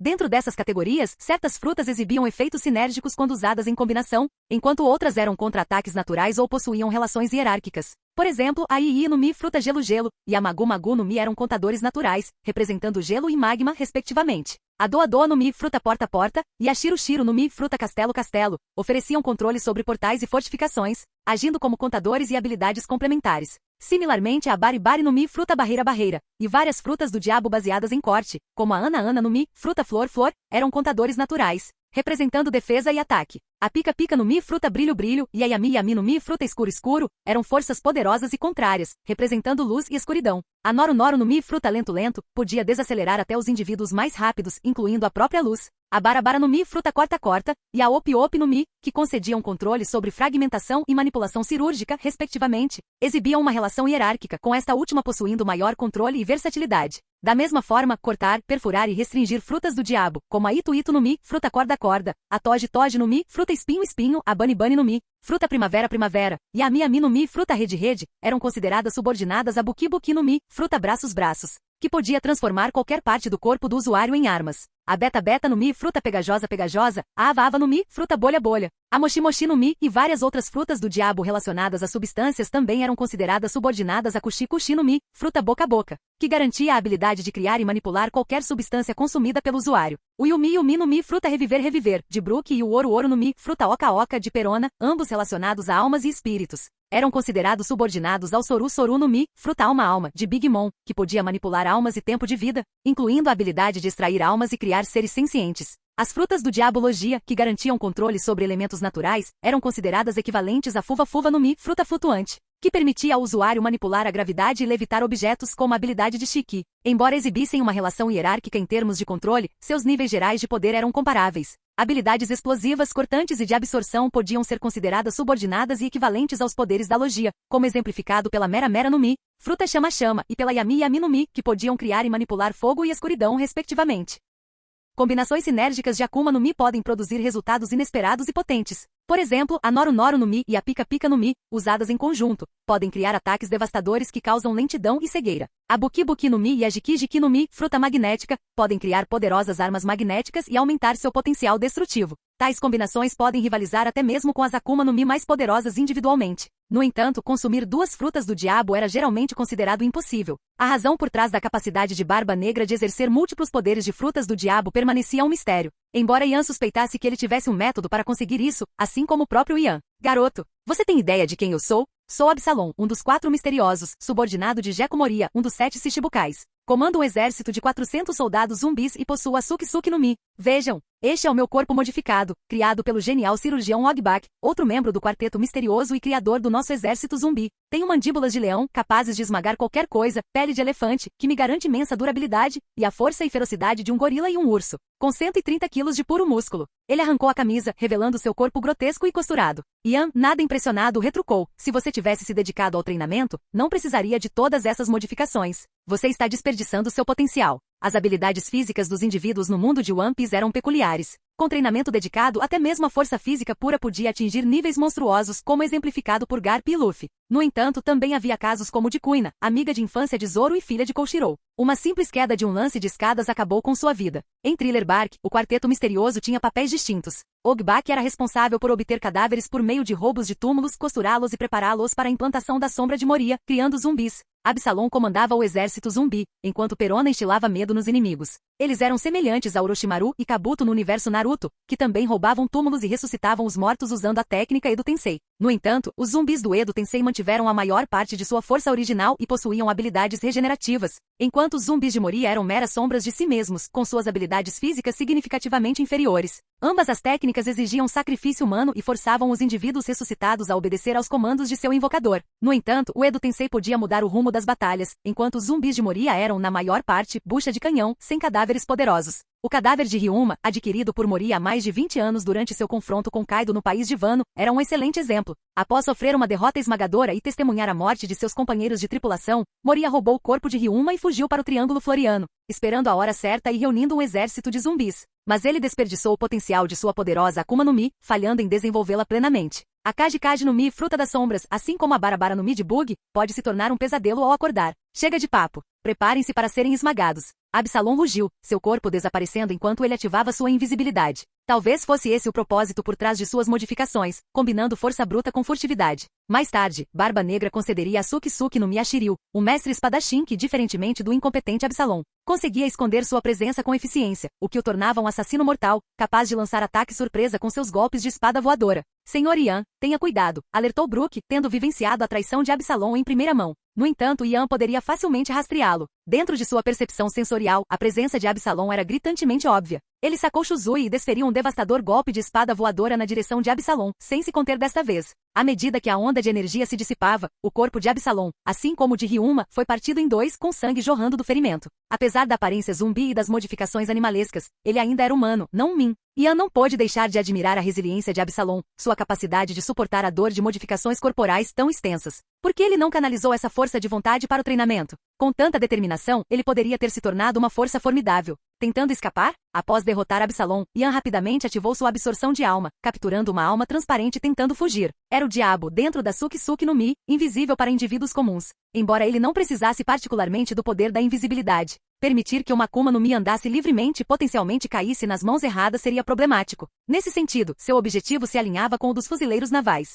No entanto, ele possuía a capacidade de absorver e manifestar poderes de Akuma no Mi, enquanto os fuzileiros navais só podiam aprisionar usuários de Akuma no Mi em Impel Down ou, em casos raros, tentar recrutá-los. Em sua paisagem mental, a muda verde que representava a Akuma no Mi cresceu um pouco mais, uma fruta translúcida quase etérea, com padrões ondulados aparecendo entre seus galhos. A Suki no Mi. Ele optou por preservar a Akuma no Mi em vez de absorver sua alma para obter um impulso de fusão. Uma habilidade tão útil não deveria ser perdida. Talvez ele pudesse utilizá-la ele mesmo ou concedê-la a alguém digno. Senhor Yan, o senhor é realmente incrível, exclamou Brook, impressionado com as vitórias sem esforço de Yan sobre Ryuma e Absalom. Parecia que sua afirmação de desafiar Gekko Moria não era uma ostentação vazia. A Grand Line era vasta e repleta de indivíduos poderosos. Até ele e Brook foram renomado capitão pirata no Mar do Oeste 50 anos antes. Mas comparado a Yan, ele era um mero novato. E este jovem afirmava ser um recém-chegado. Brook ansiava por explorar as profundezas da Grand Line mais uma vez, mas seu coração ansiava por Labon, sua companheira baleia que o esperava na montanha reversa. Yan apenas riu. Capítulo 18. Roger, lembro-me vagamente de um novato com esse nome. Durante a reunião de supernovas que se preparavam para entrar no Novo Mundo, quando a tripulação do Chapéu de Palha ficou chocada ao saber que Heilig era o ex-oficial imediato de Golden Roger, o rei dos piratas, foi Brook quem proferiu essas palavras com indiferença. Sua recompensa de 38 milhões de belis havia sido concedida há mais de 50 anos, época em que ele conhecia Roger e o médico do rei dos piratas, Crocus. Isso indicava uma força formidável, comprovada ao longo de décadas. Mas depois de todo esse tempo, levando em conta os anos que ele passou enterrando seus antigos companheiros de tripulação, procurando pela cabeça de seu camarada York e até mesmo a década que ele passou fugindo de Moria depois de perder sua sombra, ele não deveria estar treinando rigorosamente para recuperar sua força? Os chapéus de palha, espalhados por Kuma em diferentes ilhas para 2 anos de treinamento intenso, retornaram com seu poder exponencialmente amplificado. Havia algo peculiar na jornada de Brook. Ele dominava a arte da projeção da alma, empunhando o arrepiante ataque alma sólida, alimentado pelo frio do submundo. Ele também possuía notáveis habilidades regenerativas, capaz de se recuperar de ossos quebrados, desde que não estivessem completamente destruídos. Com base nessas habilidades, seu talento não deve ser subestimado. Muitos fãs especularam que ele era secretamente uma figura lendária, relembrando seus feitos passados. Brook e Shanks, o ruivo, estavam envoltos em mistério. Shanks, com sua força e conexões formidáveis, era um ex-membro da tripulação de Roger, um Yonkou atual governante do Novo Mundo, e tinha até ligações com os 5 anciões, a autoridade máxima do governo mundial. Senhor Yan, estamos partindo então? Perguntou Brook, sacudindo a cabeça. Tendo chegado a Thriller Bark, como Yan poderia abrir mão da oportunidade de absorver as almas que habitavam aquela ilha? Ele sentia uma presença poderosa despertando dentro do castelo sinistro. Foi Gekko Moria, o Shichibukai, que desafiou Kaido e perdeu, sua tripulação foi dizimada, mas ainda possuía o poder aterrorizante da Kaji no Mi, a fruta das sombras. Nas profundezas do castelo sombrio, um enorme caixão negro jazia no centro de uma câmara. De repente, ele se abriu com um estrondo retumbante e uma figura emergiu. Ele parecia um vampiro, com uma cabeça bulbosa, pequenos chifres saindo das têmporas, orelhas e dentes pontudos e cicatrizes semelhantes a pontos cruzando o pescoço e a cabeça. Ele usava uma camisa com gola em formato de morcego, roupas de estilo gótico, e sua pele era mortalmente pálida. Seu corpo era obeso, mas sua cabeça era alongada e fina. O que está acontecendo? Por que meus soldados zumbis estão desaparecendo numa velocidade tão alarmante? Quase não sobrou nenhum, exclamou ele frustrado. Ele dormia pacificamente quando sentiu uma redução drástica em seu exército zumbi. Embora perder alguns aqui e ali fosse normal, esse desaparecimento repentino e massivo era irritante. As sombras roubadas que ele havia implantado também haviam desaparecido, retornando aos seus legítimos donos. Embora ele pudesse recapturá-las e repetir o processo, era uma tarefa tediosa e demorada. A prioridade era resolver a causa raiz do problema, evitando novas perdas. Absalom. Fugiu ele para um Dendemushi, um caracol transponder usado para comunicação. Como capitão, ele se concentrou em criar zumbis, delegando outras responsabilidades aos seus subordinados, os 4 misteriosos. Absalom, o Homem-Leão Invisível, era responsável por comandar o exército zumbi. O que aconteceu? Por que tantos soldados zumbis estão desaparecidos? Investiguem isso imediatamente. No entanto, apesar de tocar por um tempo considerável, o Dendemushi permaneceu em silêncio. Isso era inevitável, pois o lascivo Absalom havia sido eliminado por Ian. Receber uma resposta teria sido verdadeiramente sobrenatural, mesmo com Brook, um fantasma literal, ao seu lado. Mestre, você finalmente acordou. O desastre aconteceu. Alguém se infiltrou em Thriller Bark e está massacrando nossos zumbis. Moria contatou outro membro dos 4 misteriosos, sua voz carregada de pânico. Era Ogbak, um cirurgião brilhante cujas habilidades eram empregadas para costurar vários cadáveres para Moria implantar com sombras roubadas. Ele havia criado inúmeros zumbis animais, incluindo um macaco-aranha, um cérbero e outros. Impossível. Meus zumbis são invencíveis. Como eles poderiam ser mortos? Rugiu Moria incrédulo. Zumbis eram compostos de cadáveres inanimados, desprovidos de sensação ou vida, animados apenas pelas sombras implantadas. Não eram facilmente derrotados. Suas fraquezas eram o fogo, o sal e a separação entre a sombra e o corpo. O sal, contendo a energia do mar, interrompia o poder da Akuma no Mi que animava os zumbis. A quantidade de sal necessária dependia do tamanho do zumbi. Isso foi demonstrado durante a Guerra dos Supremos, quando Jinbe, um Shichibukai que controlava a água, derrotou Moria usando Karatê Homem-Peixe e Água do Mar. Outra fraqueza era a força avassaladora, que poderia ejetar a sombra à força e devolvê-la ao seu dono. E finalmente derrotar o próprio Moria, o criador dos zumbis, também os tornaria inertes. Afinal, ele era um Shichibukai reconhecido pelo governo mundial. Pelo menos publicamente, sua força só perdia para os Yonkou e os Almirantes. No entanto, ele estava ciente de suas limitações, optando por permanecer no Triângulo Floriano, capturando navios que passavam e causando estragos na primeira metade, relativamente mais fraca da Grand Line. Mas ele nunca havia revelado essas fraquezas, nem mesmo aos 4 misteriosos. Não conseguia compreender como alguém poderia desmantelar sistematicamente seu exército a menos que possuísse poderes de fogo ou água do mar, um golpe de sorte incrível. Mestre, eu não ousaria mentir para você. Até o samurai zumbi Ryuma e o guerreiro zumbi Jigoro foram derrotados. O quê? Vou matar esse intruso e transformá-lo em um zumbi, berrou Moria enfurecido. Criar zumbis samurais exigia materiais excepcionais, tanto a sombra quanto o corpo pertencentes a indivíduos poderosos. Ele só tinha uma dúzia, mais ou menos. Perder apenas alguns já era um golpe significativo. Sua sombra pulsava com fúria desenfreada. Sem sequer convocar os 4 misteriosos, ele decidiu confrontar pessoalmente o intruso, aquele indivíduo que havia desafiado todas as probabilidades. Pelo que ele sabia, havia poucos piratas na primeira metade da Grand Line que pudessem rivalizar com sua força. A menos que alguma anomalia tenha surgido do Novo Mundo. Bem acima de Thriller Bark, envolta em uma espessa camada de neblina, Gion, vestida com seu traje rosa, pairava no ar usando Gepo. Seu poderoso Aki de observação lhe permitiu observar as ações de Ian, sua surpresa crescendo a cada momento. Ele possuía o Aki do Conquistador? Isso confirmou sua crença de que havia encontrado uma verdadeira joia. Um usuário da Akuma no Mi zoomítica com habilidades físicas incríveis e uma esgrima formidável, ele tinha o potencial de atingir a força de um almirante. Ela estava mais do que feliz em ver Moria enfraquecido, mas sua posição como fuzileira naval tornava o envolvimento direto arriscado. Deixar Ian, que ainda não era oficialmente fuzileiro naval, lidar com a situação era a solução perfeita. Ela interveria quando Ian fosse descoberto ou dominado, alegando que ele era um recruta da marinha. Moria, dependente da proteção do governo mundial, não se oporia. Foi uma estratégia brilhante. Ishuzui, a lendária katana do samurai Ryuma, do país de Wano, renomada por sua nitidez, durabilidade e propriedades de aumento de ataque, além de suas habilidades físicas aprimoradas, seria uma arma ideal para Ian. Capítulo 19. Meu objetivo foi cumprido. Hora de retornar, não acha? Gion se dirigiu a Ian, que ainda estava de pé no convés do Thriller Bark. Dizia-se que espadachins possuíam uma conexão inata com suas lâminas destinadas. E há mais de 2 décadas, após a derrota de Moria para Kaido, a pirata besta Yonko, ele havia saqueado o túmulo de Ryuma, o lendário samurai que matara um dragão, roubando o famoso Shuzui. Embora piratas comuns pudessem não saber disso, aqueles em seu círculo sabiam a verdade. Talvez Ian também tivesse descoberto isso. Pelo menos aos olhos dos piratas mais fracos da primeira metade da Grand Line, sem força para desafiar Moria, uma única espada renomada tinha pouca importância. No entanto, na segunda metade da Grand Line, o Novo Mundo, espadachins poderosos podem até mesmo forjar uma lâmina comum em uma lâmina negra por meio de treinamento rigoroso e imbuindo-a com seu Aki. O que é isso? Gion, pairando alto no ar, avistou um navio se aproximando de Thriller Bark no distante horizonte azul. Ao identificar as figuras a bordo e perceber que elas também haviam notado sua presença, ela ouviu vagamente a conversa. O conteúdo era surpreendente. Crocodile, você também é um Shichibukai. Por que está aqui no território de Moria? Está tramando alguma coisa?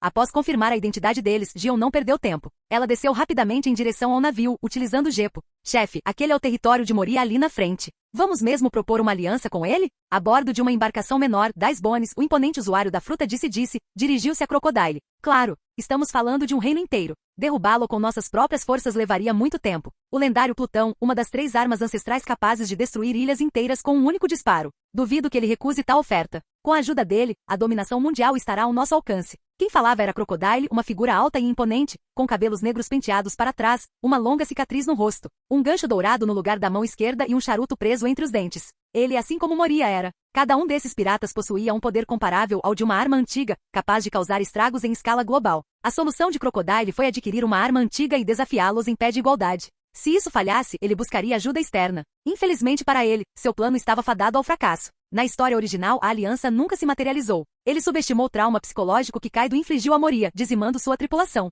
Foi por isso que Moria se refugiou nas águas relativamente seguras da primeira metade da Grand Line, criando zumbis obsessivamente e se isolando do mundo. A família Nefertari era uma das 20 famílias reais que fundaram o governo mundial 800 anos atrás, mas optaram por não se mudar para Mary Geoise e se tornar dragões celestiais. Em vez disso, governaram o reino de Alabasta, protegendo a localização de Plutão, uma das armas ancestrais. Nico Robin, você tem certeza de que Alabasta possui informações sobre Plutão? Crocodile se dirigiu a outra figura a bordo, uma mulher de pele bronzeada e um físico extremamente atraente. Pelo menos, é o que os poneglyphos em Chara indicam. E eu preciso da sua proteção, então não mentiria. Robin respondeu. Crocodile era um indivíduo peculiar. Ele protegia aqueles que lhe eram leais e possuíam habilidades valiosas, enquanto eliminava impiedosamente aqueles que não eram mais úteis. Robin e Dice Bones exemplificavam essas duas categorias. Afinal, esta era a era implacável dos piratas. Quem manteria uma ameaça em potencial ao seu lado, especialmente alguém como Crocodile? Excelente. Então vamos começar com nosso plano para derrubar o reino de Alabasta, declarou Crocodile com um sorriso maníaco. Robin, no entanto, permaneceu estoico. Chara, local de nascimento de Nico Robin, era uma renomada ilha arqueológica no Mar do Oeste, lar da maior coleção de estudiosos do mundo e da Árvore do Conhecimento. Uma vasta biblioteca contendo inúmeros textos históricos. Temendo as potenciais consequências da revelação dos segredos dos poneglyphos, o governo mundial decidiu eliminar a ameaça. Quando Robin tinha 8 anos, eles lançaram um booster call sobre Chara, destruindo a ilha. No ano seguinte, o próprio nome Chara foi apagado dos mapas. A grande ilha e seus estudiosos foram varridos da existência. Robin foi a única sobrevivente, considerada criminosa aos tenros 8 anos de idade, com uma recompensa de 79 milhões de belis. Ela escapou graças à intervenção de Kuzan, um almirante da marinha, e ao último desejo de seu amigo Jaguar de Saul, o gigante vice-almirante da marinha. Sua perseguição aparentemente implacável pelos fuzileiros navais na história original era apenas um disfarce para garantir sua segurança. Foi somente no incidente de Enies Lobby, após testemunhar a lealdade inabalável dos Chapéus de Palha e a disposição de sacrificar suas vidas por ela, que Kuzan finalmente se sentiu à vontade. Apesar de empunhar a Ii-Inumi, fruta do gelo, ele possuía um coração mais quente que o sol. Bem, parece que temos uma visita. Crocodile notou Gion se aproximando, sua figura rosada cruzando graciosamente o ar com Gepo. Ei, aquele não é o vice-almirante Gion? Você não deveria estar patrulhando o Mar do Sul? O que te traz aqui? Crocodile a cumprimentou casualmente, dando uma tragada no charuto e girando seu anzol dourado, sem demonstrar nenhum sinal de alarme. Seu desgraçado Crocodile. Ouvi você falando em unir forças com Gekko Moria para derrubar o reino de Alabasta. Você até mencionou a arma ancestral Plutão. Esqueceu das regras entre os Shichibukais? Alianças são proibidas? Gion latiu. Essa regra se aplicava não apenas aos Shichibukais, mas também aos 4 imperadores. As forças combinadas de quaisquer 2 deles poderiam representar uma ameaça significativa aos fuzileiros navais e ao governo mundial. O quê? Não foram os fuzileiros navais que nos deram Shichibukais o direito de saquear? Simplesmente escolhemos Alabasta como alvo. Plutão? Como esperado de uma das 20 famílias fundadoras do governo mundial. Eles certamente têm alguns segredos suculentos, não é? Bem, isso torna tudo ainda mais intrigante. Preciso investigar mais. Crocodile fingiu ignorância e surpresa, enfurecendo Gion. Ela agarrou o cabo de sua katana com força. Chefe, devemos enfrentá-la? Ela é apenas uma vice-almirante da marinha. Dice Bones deu um passo à frente, seus dedos se transformando em lâminas afiadas. Ele não toleraria que ninguém desrespeitasse seu capitão. Este era o poder da fruta do diabo, permitindo-lhe transformar qualquer parte do corpo em lâminas, garantindo-lhe um corpo duro como aço. Dominar a aura da espada, o primeiro passo para se tornar um espadachim, envolvia cortar aço. Era uma fruta do diabo cobiçada por muitos aspirantes a espadachins. Calma, Dice Bones. Os fuzileiros navais são nossos parceiros valiosos. Sem eles, não seríamos capazes de saquear legalmente. E agora, temos até o potencial de adquirir Plutão. Haha. Crocodile conteve Dice Bones, seu riso se tornando cada vez mais maníaco. Ele fingiu aceitar a autoridade dos fuzileiros navais enquanto conspirava secretamente contra eles. Ele balançou o braço, desferindo um ataque. Espada entesourada do deserto. Uma lâmina de areia em forma de crescente disparou em direção a Gion, mas ela sacou sua katana e a desviou com uma onda de pressão de espada. Foi por esse motivo que ele se juntou aos Shichibukais e porque Robin buscou sua proteção. Enquanto o sistema dos Shichibukais permanecesse em vigor e ele não fosse removido por fraqueza ou derrota, poderia agir impunemente. Robin estava igualmente protegida, mesmo que sua verdadeira identidade fosse exposta. Afinal, os fuzileiros navais haviam lhes concedido esse privilégio. Impressionante, como esperado do mais forte vice-almirante. Ouvi dizer que você é até um candidato para o próximo cargo de almirante. O olhar de Crocodile era frio e calculista, enervando Gion. Ela ansiava por derrubá-lo. Sua força era inegável, aproximando-se do nível de um mestre espadachim. Ele era praticamente igual a ela. Você está ameaçando os fuzileiros navais? Não tem medo de perder seu título de Shichibukai? Rugiu Gion, amaldiçoando internamente o tolo sistema de Shichibukais. Conceder aos piratas o direito de saquear? Que absurdo era esse? Embora fosse verdade que os fuzileiros navais eram superados em número pelos piratas e só conseguiam lidar com 2 ou 3 yonkous por vez, o que exigia que os Shichibukais equilibrassem a balança. A presença deles de fato fortaleceu os fuzileiros navais e reduziu em certa medida a atividade pirata. No entanto, os próprios Shichibukais eram frequentemente os piratas mais implacáveis e destrutivos de todos. A tomada de Dressrosa por Doflamingo foi um excelente exemplo. Ele havia sido um dragão celestial no passado e conhecia uma arma poderosa, possivelmente uma das armas ancestrais, Urano, que nunca havia sido revelada. Após se tornar um Shichibukai, ele orquestrou um golpe em Dressrosa, transformando seus cidadãos em brinquedos e apagando suas memórias. Para o mundo exterior, Dressrosa era um reino pacífico e amoroso, com seu povo devotado ao seu governante benevolente. No entanto, os fuzileiros navais e o governo mundial sabiam a verdade, a terrível realidade por trás da fachada. No entanto, eram impotentes para intervir. Fujitora condenou a inação deles, afirmando que eles só apoiavam o sistema dos Shichibukais porque nunca haviam sido vítimas, desconhecendo o desespero que ele infligia. Agora, Crocodile tinha como alvo Alabasta, outro reino que enfrentava uma ruína iminente. Se a paz não pudesse ser alcançada durante suas vidas, se eles não pudessem testemunhá-la com seus próprios olhos, então seus esforços seriam inúteis. Malditos sejam os 5 anciões, Gion praguejou. Os fuzileiros navais não tinham efetivo suficiente para lidar com todas as ameaças, mas o governo mundial possuía outros recursos que poderiam utilizar. A verdade era que eles temiam que os fuzileiros se tornassem poderosos demais e desafiassem sua autoridade. Um dia, ela aboliria o sistema Shichibukai. Piratas eram piratas, mesmo que se alinhassem com a marinha. Todos tinham seus próprios interesses. Um leopardo não poderia mudar suas manchas. E você? Está planejando nos eliminar, Shichibukais? Por que esperar? Simplesmente atacar. Os fuzileiros navais são muito habilidosos em trair, não são? Essa é a sua suposta justiça? Que nojento! Crocodile gesticulou em direção a Thriller Bark, onde uma tremenda comoção se desenrolava. A presença de Gion ali, enquanto a batalha se desenrolava em Thriller Bark, sugeria que os fuzileiros navais poderiam estar mirando nos Shichibukais. Não. Será que aquele garoto não recuou? Ele atacou Moria? O coração de Gion afundou, percebendo o perigo potencial em que Ian se colocará. Abolir o sistema de Shichibukais era um objetivo distante por enquanto. Ian, com seu potencial, poderia se tornar um recurso inestimável, um futuro almirante. Perdê-lo ali seria um golpe devastador. Sua presunção será sua ruína um dia. Gion rosnou, antes de ascender rapidamente em direção a Thriller Bark com Gepo, deixando um rastro de energia rosa em seu caminho. Estaremos esperando, respondeu Crocodile antes de ordenar que Robin e Dicebone zarpassem para Alabasta. Ele acreditava que se movessem rapidamente, poderiam obter informações sobre Plutão antes que o sistema Shichibukai fosse abolido.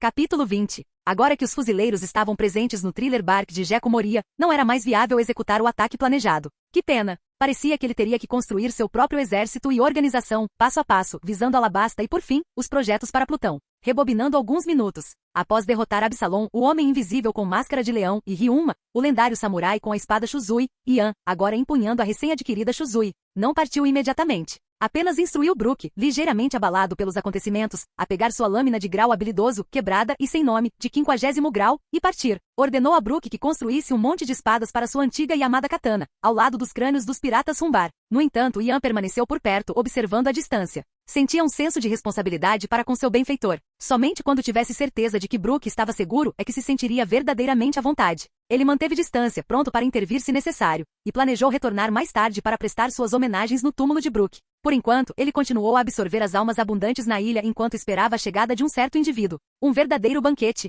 Ian sentou-se de pernas cruzadas em Thriller Bark, no coração do Triângulo Floriano, sentindo inúmeras almas girando ao seu redor, suas essências sendo devoradas e sua taxa de fusão aumentando constantemente. 31%, 32%, 34%. Finalmente parou em 35%, não por falta de almas, mas porque ele havia absorvido apenas cerca de 2/5 das almas disponíveis. Os 3/5 restantes foram suficientes para levá-lo a 40% de fusão, desbloqueando sua primeira ressurreição, Murciélago. Afinal, Thriller Bark reivindicava mais de 100 navios por ano. Com o tempo, o acúmulo de almas tornou-se impressionante, chegando a dezenas de milhares, o equivalente a uma pequena nação. No entanto, essa abundância também o incomodava. Se atingir 40% de fusão exigiu tantas almas, cada ponto percentual subsequente não exigiria ainda mais. Talvez até uma nação inteira ou uma vasta extensão do mar. Impel Down, Ilha Whole Cake de Big Mom. Ele teria que visitar aqueles lugares, locais que testemunharam inúmeras batalhas e mortes. Ou talvez ele pudesse competir com Barba Negra, caçando usuários de Akuma no Mi e absorvendo suas almas diabólicas para aumentar sua taxa de fusão. Almirantes, Chique, Barba Branca, Big Mom, Supernovas. Usuários de Akuma no Mi eram abundantes entre essas facções poderosas. Havia também indivíduos como Shanks, Fujitora e Mihawk, piratas poderosos com Haki e esgrima formidáveis. Suas almas, sem dúvida, também seriam potentes. Ele estava destinado a entrar em conflito com eles eventualmente. Até mesmo 5 anciões, os líderes supremos do governo mundial, e imagem. Desgraçado, você matou Absalom. Vou te transformar num zumbi. O chão tremeu quando uma figura alta e esguia com um rosto pálido e magro, semelhante a um vampiro, se aproximou, acompanhada por centenas de soldados zumbis. Ele tinha pequenos chifres saindo da testa, orelhas e dentes pontudos e cicatrizes semelhantes a pontos que atravessavam o pescoço. Usava uma camisa com gola em formato de morcego, um casaco longo e esvoaçante e tinha uma cabeça anormalmente longa. Sua pele era pálida como a morte. Era Jeko Moria, um dos 7 Shichibukais. Ele testemunhara a carnificina, os incontáveis cadáveres espalhados pelo chão e o corpo desmembrado de Absalom, seu subordinado invisível. Você destruiu meus zumbis e agora matou meu camarada. Imperdoável. Já que você é um usuário de Akuma no Mi, sua força deve ser considerável. Você será uma ótima adição ao meu exército zumbi. Moria olhou feio para Yan, seu olhar demorando-se em seu traje branco esfarrapado, sua pele pálida, os chifres em sua cabeça e seus olhos verde claros. Eles tinham uma semelhança, um demônio e um vampiro, ambos associados aos morcegos. Moria ficou furioso. Desde que Kaido dizimou sua tripulação, ele se tornou ferozmente protetor de seus companheiros restantes. Após ter seu título de Shichibukai removido por seu fraco desempenho durante a Guerra dos Supremos, ele foi alvo de eliminação por Doflamingo e Kuma. Foi Absalom, usando seus poderes de invisibilidade, quem o resgatou daquela situação. Mais tarde, ele se aventurou no território de Barba Negra para resgatar Absalom, demonstrando a profundidade do vínculo entre eles. Afinal, um envolvia confrontar 2 poderosos Shichibukais, enquanto o outro envolvia enfrentar Barba Negra, um Yonko com 2 formidáveis poderes de Akuma no Mi. Seus camaradas são preciosos, mas a vida dos outros não tem importância? Yan zombou, encarando Moria sem medo, sua alta estatura imponente. Cuidar dos próprios companheiros enquanto se atropela a vida dos outros era um convite à retaliação. Alguém inevitavelmente trataria seus companheiros com o mesmo desrespeito. Era um ciclo inescapável. A menos, é claro, que você possuísse um poder avassalador, o tipo de poder que poderia distorcer a humanidade de alguém. Senhor Yan, corra! Brook, observando de longe, queria gritar um aviso, mas temia ser descoberto por Moria. Seu físico imponente e aparência monstruosa eram aterrorizantes. O quê? Zumbis, ataquem! Destruam-no! Rugiu Moria, enfurecido com a provocação de Yan. Em vez de fugir, ousou zombar dele? Eles são apenas forragem. Números não significam nada. Yan declarou, liberando uma onda de pressão espiritual que envolveu centenas de soldados zumbis, paralisando-os instantaneamente. Ele até incorporou sua habilidade de absorção de almas, purificando e absorvendo instantaneamente as almas mais fracas, neutralizando eficazmente a manipulação das sombras de Moria. Dezenas de almas foram adicionadas à sua coleção. Aqui do Conquistador, isso explica como você neutralizou meus zumbis. Mas você é só um pirralho ingênuo da primeira metade da Grand Line. Você não tem ideia do que é poder de verdade. Moria berrou. O Aqui do Conquistador era raro nos 4 mares e na primeira metade da Grand Line, levando muitos novatos a desenvolverem egos inflados, acreditando-se invencíveis. Como Luffy e Kid, que desafiaram tolamente Big Mom e Kaido. E quais foram as consequências? Revestimento do Conquistador e trovão retumbante dos 8 trigramas, seguidos de prisão e confinamento solitário para curar seus delírios de grandeza. Eram indivíduos verdadeiramente benevolentes. Aos seus olhos, Yan não era diferente. Ele provavelmente acreditava que ele, um Shichibukai residente na metade mais fraca da Grand Line, era um alvo fácil. Moria simplesmente roubaria sua sombra, o transformaria em um zumbi e adicionaria mais um pirralho ingênuo à sua coleção. Não fique convencido, garoto. Usuários de Aqui do Conquistador são comuns no Novo Mundo. Ter o potencial para se tornar um rei significa simplesmente que você tem o direito de competir. Nada mais. Eu sou Jeko Moria, um Shichibukai reconhecido pelo governo mundial. Eu existo para fazer a ponte entre a marinha e os 4 imperadores. Ele levantou sua mão enorme e bateu com ela no chão, estilhaçando a terra por vários metros. Soru? Ele murmurou surpreso. Ele claramente sentiu seu ataque se conectar, mas Yan havia desaparecido. Ele devia ter usado uma técnica de movimento semelhante à do Soru dos fuzileiros navais. Não era incomum na Grand Line. Este recém-chegado possuía alguma habilidade. Então tente isso.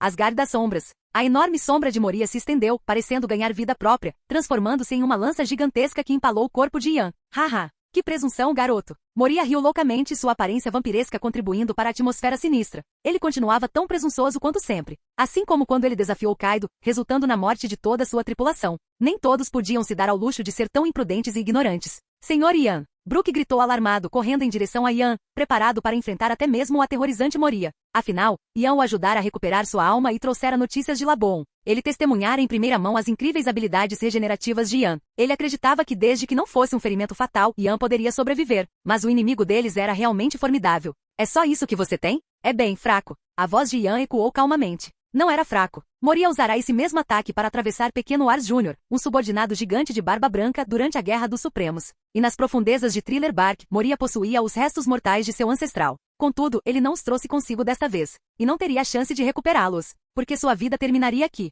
Droga! Como você ainda está vivo? Você se esquivou? Exclamou Moria em pânico. Ele claramente sentirá a lança sombria empalar Yan. Porque ele não estava morto. Me atravessou sim. Mas faltou impacto. Ian ergueu a cabeça, encontrando os olhares de Moria e Brook, do vampiro e do esqueleto. Eles observaram, atônitos, Ian se libertar lentamente da lança sombria. Sua cintura estava parcialmente cortada, mas estava se recuperando rapidamente, com sua regeneração de alta velocidade em ação. Que tipo de poder de Akuma no Mi você tem, garoto? Rugiu Moria, perplexo com as incríveis habilidades regenerativas de Ian e sua estranha semelhança consigo mesmo. Tipo Zoan, zoomítica, forma diabólica. Ian mentiu, decidindo testar os limites de seu Hierro, potencializado por sua taxa de fusão de 35% com o modelo Ukiyoha. Ele havia sido perfurado, mas sua regeneração de alta velocidade o compensou. Como esperado, o ataque que atravessou o pequeno Wars Jr. não foi brincadeira. Mesmo com seu poder atual, equivalente ao de um Hollow da classe Gillian, um vice-capitão da Sociedade das Almas ou um pirata com uma recompensa de 700 a 800 milhões de belis, ele não conseguia resistir completamente. Precisava aumentar seu poder ou aprender o Haki do armamento.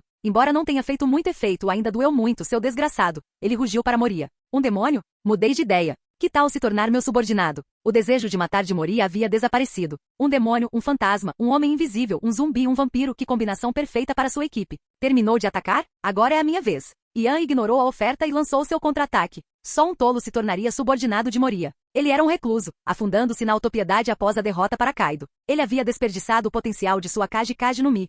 Veja Shikamaru e Vampira, que também manipulavam sombras. Jutsu de possessão das sombras, jutsu de costura das sombras. Eles dominaram suas técnicas de manipulação das sombras, até mesmo utilizando as sombras dos outros em seu benefício. A Asgard das sombras de Moria era semelhante ao jutsu costura das sombras, capaz de perfurar oponentes. Ele até havia desenvolvido uma técnica de avatar das sombras, mas ainda era fraco. Bug era outro exemplo. Sua Barabara no Mi, fruta cortante, poderia ter sido incrivelmente poderosa, como a magia Crash de Gildarts Clive em Fairy Tail, capaz de dividir a terra por centenas de metros com um único golpe. Não havia Akuma no Mi inerentemente fracas, apenas usuários fracos. Doflamingo e Katakuri transformaram habilidades aparentemente mundanas em poderes devastadores. Nas mãos de outros, provavelmente seriam relegados à alfaiataria e à fabricação de mochi. A gaiola de Doflamingo, uma imensa teia de fios capaz de cortar prédios e até mesmo resistir a meteoritos, e os ataques mochi de Katakuri, que superavam até mesmo terceira marcha de Luffy em tamanho, podiam dividir uma ilha inteira. Eles transformaram habilidades do tipo Paramecia em forças da natureza. Fim do vídeo. Para acesso antecipado à continuação dos vídeos, ou para incentivar o canal, vire membro. Muito obrigado.